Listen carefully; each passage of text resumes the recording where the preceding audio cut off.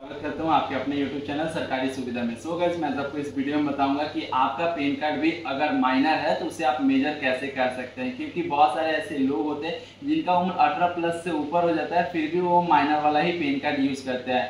और ऐसा क्या होता है, कभी कभी आप बैंक में या कहीं पे भी सपोर्टिंग डॉक्यूमेंट के तौर पे पैन कार्ड को यूज़ कीजिएगा तो आपका माइनर के तौर पे वहाँ पे दिखाएगा, जिसके बाद आपको बहुत सारी फैसिलिटीज़ नहीं दी जाएगी। सो गाइस, मैं आपको इस वीडियो में यही बताऊंगा कि आपका अगर पैन कार्ड माइनर है तो आप उसे ऑनलाइन मेजर कैसे अप्लाई कर सकते हैं। आई होप आपको वीडियो अच्छा लगे। वीडियो अच्छा लगे तो वीडियो को एक लाइक करना, चैनल पर नया तो चैनल को सब्सक्राइब करना। चलो इस वीडियो को स्टार्ट। तो सबसे पहले आपको कोई भी एक ब्राउज़र को ओपन कर लेना है। ब्राउज़र ओपन करने के बाद अब आपको यहाँ पे सर्च करना है। सर्च करने से पहले आप देख लेना कि आपका जो पैन कार्ड है वो NSDL से बना है या UTILLIS से बना है।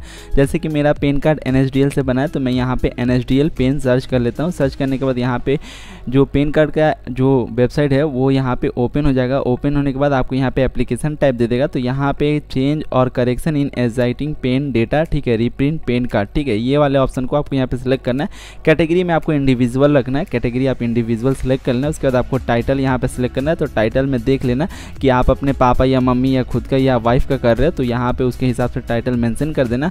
अब बारी आती है last name, first name, middle name. As per Aadhaar, आपके आधार कार्ड में जो भी दिया हो, फर्स्ट नेम हो तो फर्स्ट नेम देना, फर्स्ट नेम मिडिल नेम हो तो फर्स्ट नेम मिडिल नेम देना, उसके अलावा कुछ मत देना। उसके बाद आपको अपना डेट ऑफ बर्थ सिलेक्ट करना है, ईमेल आईडी देना है। ईमेल आईडी देने के बाद अब आपको अपने यहाँ पे मोबाइल नंबर देना, तो आपका जो भी मोबाइल नंबर हो वो मोबाइल नंबर दे दीजिए। यहाँ पे पूछता है कि आप इंडियन सिटीजन हो, अगर हो तो यस करना है, नहीं हो तो नो करना है। उसके बाद आपको अपने यहाँ पे पैन कार्ड का नंबर देना है। पैन कार्ड का नंबर देने के बाद अब आपको यहाँ पे टर्म एंड कंडीशन को एग्री करना है। टर्म एंड कंडीशन को एग्री करने के बाद ये जो कैप्चर दिया हुआ है इस कैप्चर को यहाँ पे डाल के सबमिट पे क्लिक करना है। सबमिट पे जैसे ही क्लिक करो, क्लिक करने के बाद अब आपको यहाँ पे एक टोकन नंबर दे दिया जाएगा, जिस टोकन नंबर को आपको कहीं पे नोट डाउन करके या इसका फोटो क्लिक करके रख लेना है, क्योंकि इसी टोकन नंबर के जरिए आप अपने यहाँ पे पैन कार्ड में करेक्शन कर सकते हैं, ठीक है। तो ये जो टोकन नंबर दिया हो इसे मैं कॉपी कर लेता हूँ, क्योंकि कॉपी करने के बाद उसके बाद आपको यहाँ पे continue with PAN application form वाले ऑप्शन पे क्लिक करना है। यहाँ पे जैसे क्लिक कीजिए, क्लिक करने के बाद मिनिमम 4 स्टेप में आपका यहाँ पे पैन कार्ड का जो है ऑनलाइन करेक्शन का फॉर्म फिलअप हो जाएगा। तो यहाँ से आप ऑनलाइन करेक्शन कर सकते हैं मात्र 4 स्टेप में। जो पहला स्टेप है उसके अंदर आपको यहाँ पे जो दूसरा ऑप्शन दिया हुआ है submit scan image dot E sign, ये वाले ऑप्शन को सिलेक्ट करना है, क्योंकि इसी ऑप्शन के जरिए आप अपना सिग्नेचर और फोटो दोनों भी अपडेट कर सकते हैं। अगर आप पहले वाले ऑप्शन को सिलेक्ट करते हो तो वो आपका यहाँ पे सिग्नेचर और ना ही फोटो देगा, ठीक है, आपका जो पुराना फोटो रहेगा वही देगा, ठीक है।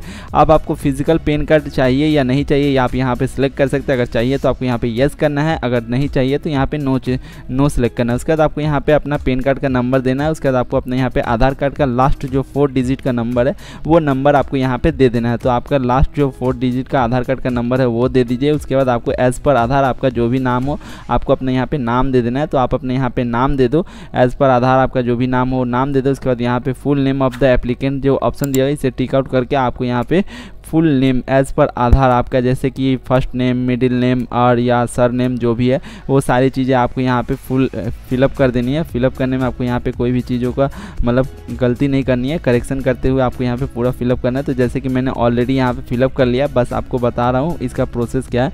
तो यहाँ पे देख सकते हो कि मेरा ऑलरेडी फिलअप है, मैंने इसको थोड़ा ब्लर कर दिया।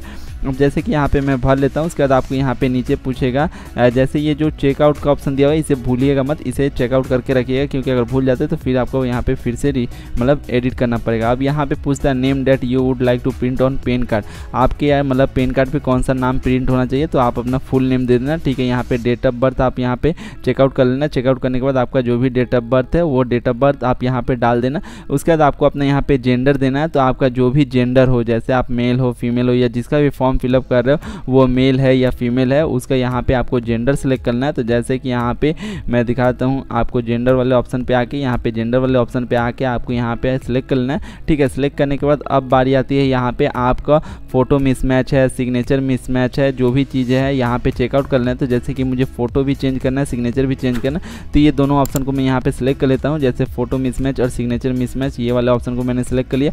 अब देखो आपके पैन कार्ड पे किसका नाम होना चाहिए, या तो आप अपने पापा का नाम रख सकते हो या तो अपने मम्मी का नाम रख सकते हो। तो एज़ पर योर रिक्वायरमेंट आपको जिसका भी नाम रखना है उसका यहाँ पे नाम दे देना। एज़ पर आधार उनके आधार कार्ड में जो भी नाम दिया हो वही नाम आपको यहाँ पे देना।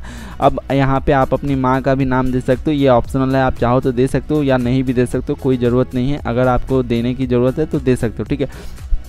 उसके बाद आपसे यहाँ पे पूछता है कि यहाँ पे parents name to be printed on PAN card, आपके मतलब पेरेंट्स में किसका नाम प्रिंट होना चाहिए, माँ का या फादर का। तो यहाँ से आप ऑप्शन सेलेक्ट कर लेना, जिसका भी सिलेक्ट करोगे उसी का प्रिंट होके आएगा। उसके बाद आपको यहाँ पे नेक्स्ट पे क्लिक करना है। नेक्स्ट पे जैसे ही क्लिक करोगे, क्लिक करने के बाद अब बारी आती है यहाँ पे कॉन्टैक्ट एंड अदर डिटेल्स, जहाँ पे एड्रेस फॉर कम्युनिकेशन का ऑप्शन दिया हुआ है, इसे चेकआउट कर लेना है। चेकआउट करने के बाद आपको यहाँ पे अपना जो कंप्लीट एड्रेस है एज पर आधार, वो एड्रेस आपको यहाँ पे देना है। तो जैसे कि मैंने यहाँ पे चेकआउट कर लिया है। चेकआउट करने के बाद अब यहाँ पे पूछ रहा है प्लीज टिक एज एप्लीकेंट, तो यहाँ पे रेसिडेंस, आपको यहाँ पे जो रेसिडेंस का एड्रेस देना है वो सिलेक्ट कर लो, या ऑफिस का देना है वो सिलेक्ट कर लो। सिलेक्ट करने के बाद यहाँ पे कंप्लीट एड्रेस दे देना, जहाँ पे आपको सबसे पहले फ्लैट, रूम, डूर ये का मतलब एड्रेस देना है। उसके बाद आपको यहाँ पे बिल्डिंग, विलेज जो भी आपका पड़ता है, रोड, स्ट्रीट, ये यहाँ पे फिलअप कर देना।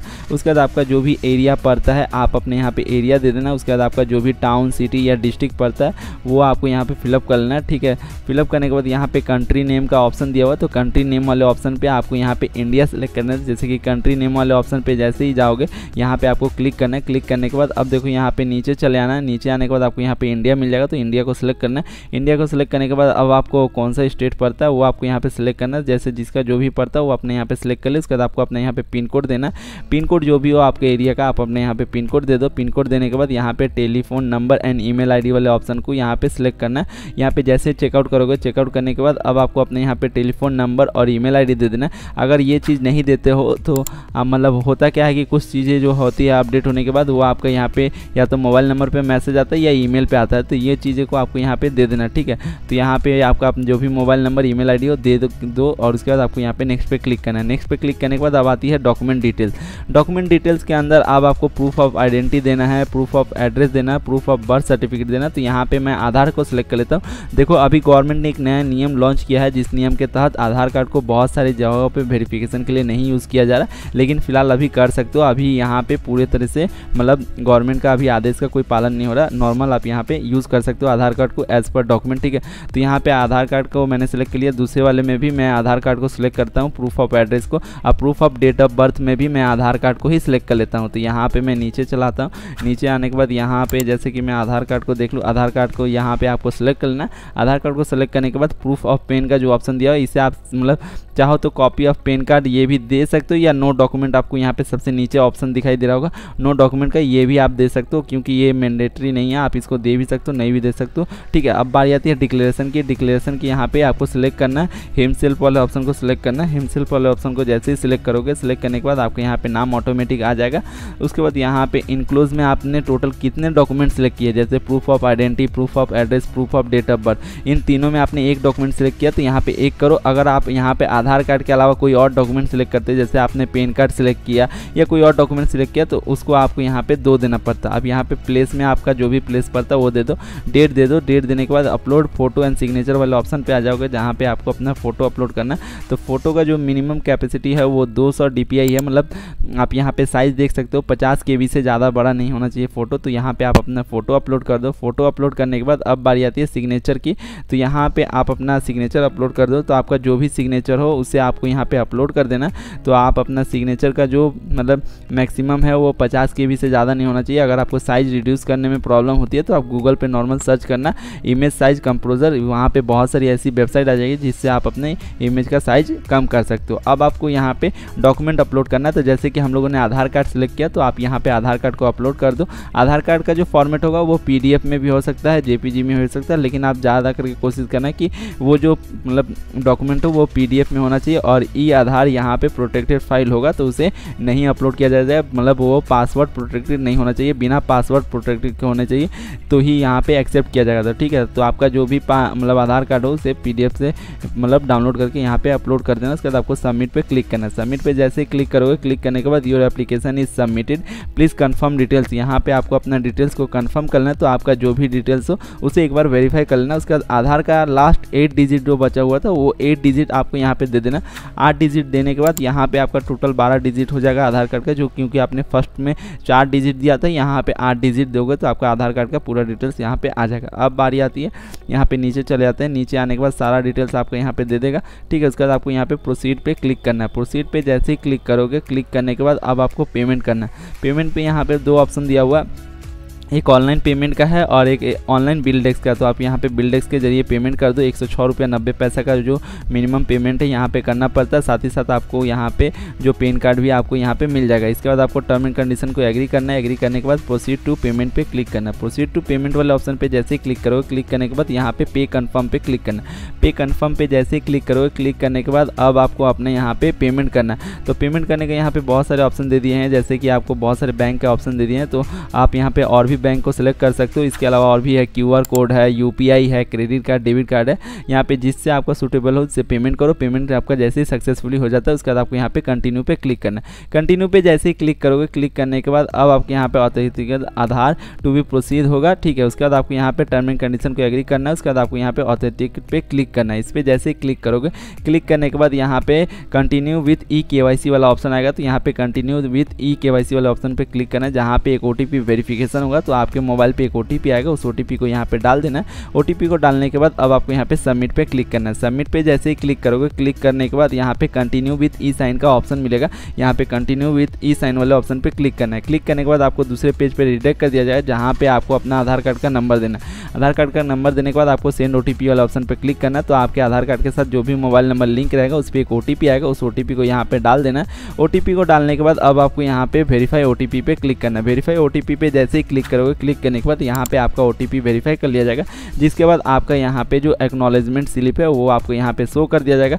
जिसका जो पासवर्ड फॉर्मेट होता है वो आपका डेट ऑफ बर्थ रहता है, ठीक है। जैसे फॉर्मेट दे दिया जाएगा, जैसे आपका डेट ऑफ बर्थ जो भी होगा, जैसे मेरा 11/10/2002 है तो यहाँ पे 11/10/2002 एक ही साथ यहाँ पे टाइप करना है। उसके बाद आपको यहाँ पे हो जाएगा। डाउनलोड PDF वाले ऑप्शन पे क्लिक करके आप अपने यहाँ पे PDF को डाउनलोड कर सकते हो। डाउनलोड करने के बाद आप इसे ओपन करके देख सकते हो। यहाँ पे आपका जो एक्नॉलेजमेंट है वो आपको यहाँ पे दे दिया जाएगा, और विथ इन 1 वीक से लेकर 2 वीक्स के अंदर आपको यहाँ पे जो पेन कार्ड होता है वो आपको यहाँ पे रिसीव हो जाएगा, ठीक है, स्पीड पोस्ट के जरिए। और साथ ही साथ आपने जो जो करेक्शन के लिए अप्लाई किया था वो सारी चीज़ें यहाँ पे करेक्शन हो जाएगी।